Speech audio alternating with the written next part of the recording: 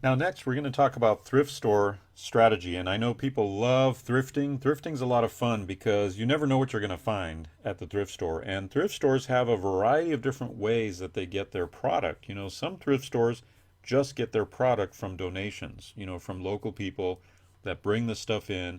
I know we've donated a ton of stuff to our local Goodwill. And actually, frankly, a lot of that stuff had good value, but I just didn't have the time to list all that stuff on eBay myself, and it was easier to just give it to the thrift store in exchange for a tax deduction.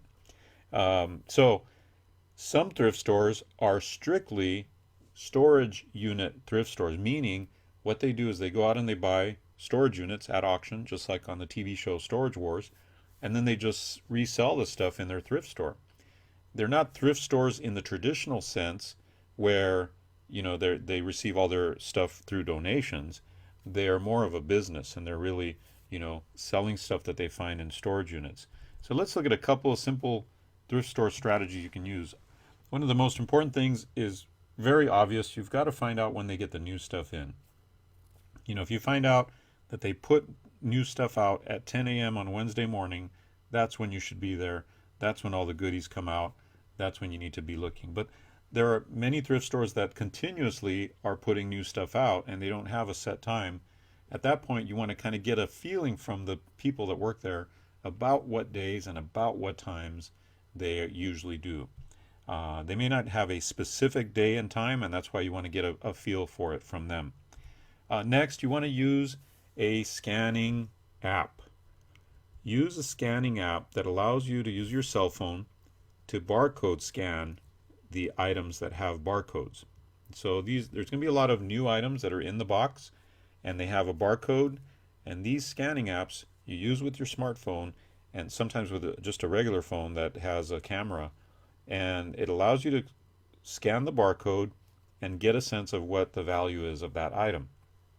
There are many different scanning barcode scanners available, and barcode apps that you can use. A couple that are good I'll mention in a second.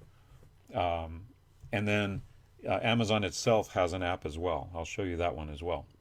Now, often you can make great money on books that are donated. So keep an eye on the books because sometimes you'll find first edition books, sometimes you'll find rare or highly collectible books that you can make money on. People, often don't put a whole lot of value on books. They just, because a lot of people don't read, they just don't put much value on them. But beyond that, they don't realize there are a lot of valuable books out there that can be found at thrift stores.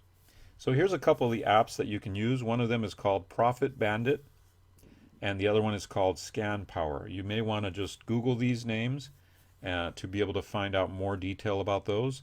I believe Profit Bandit is on a subscription basis, but to get the latest information, go ahead and Google those names. And then there's Price Check by Amazon.